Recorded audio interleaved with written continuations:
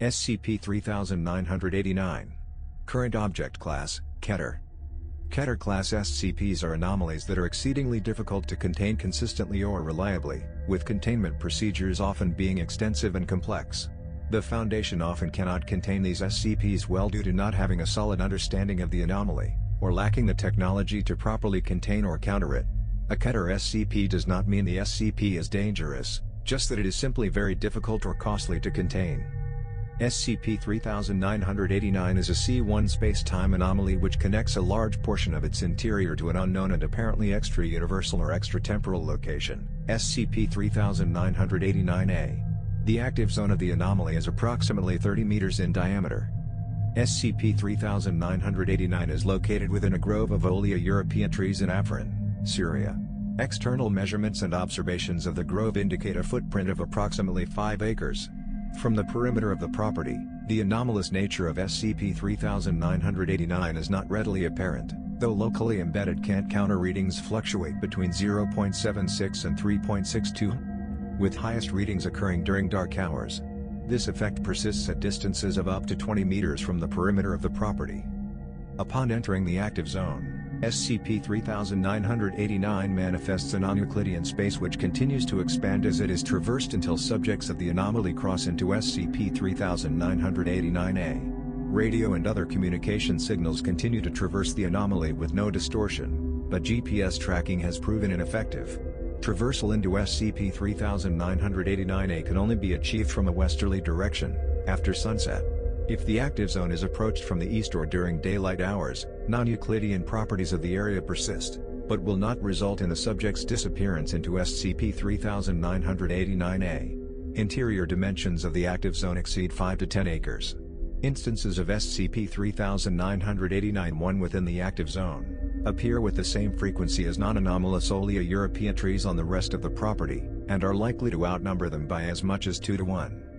SCP-3989 and SCP-3989-A are home to several anomalous forms of life which bear striking genetic resemblance to Homo sapiens. Though individual structures are clearly constructed of human tissue, their organization is widely divergent. All trees present within the region are characterized by varying degrees of ossification. Specimens which are completely ossified and defoliated resume growth of new leaf-like and fruit-like structures to support their anomalous anatomy and reproduce animal-like and plant-like entities found within SCP-3989-A.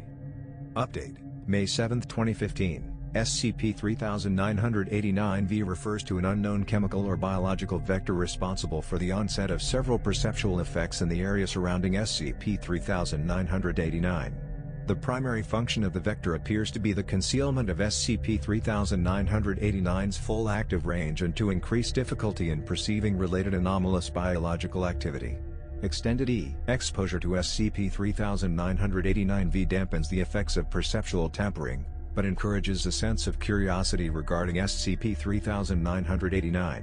Long-term exposure results in an obsessive, even religious fascination with SCP-3989 and SCP-3989-A. Biosafety Level 4 precautions are sufficient to prevent exposure in long-term personnel, suggesting either a chemical or olfactory vector. Research pending. SCP-3989's active zone has expanded at least 18 meters since its initial containment. Recovery. Foundation assets in Syria were alerted to a possible anomaly when a small olive orchard owned by Abu Nawar al-Falasi in northern province began to report and sell anomalously high crop yields for his reported number of trees. Field agents dispatched were met with significant resistance to questioning, and so began surveillance of the property. A harvesting operation alerted agents to the anomalous space contained within SCP-3989, and Foundation agents seized the property. During the interview, Mr. Al-Falasi demonstrated no knowledge as to the origin or purpose of SCP-3989, and appeared to be entirely ignorant of SCP-3989-A. He and his family were subsequently amnesticized, relocated, and released. No further anomalous activity on the part of Mr. Al-Falasi has since been recorded. Circumstances surrounding SCP-3989's initial manifestation remain unknown. Special Containment Procedure.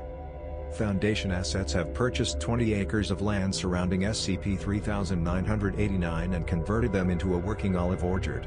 Protocol Plane Site 201 is in effect for all shipments sent from and received by Area 126.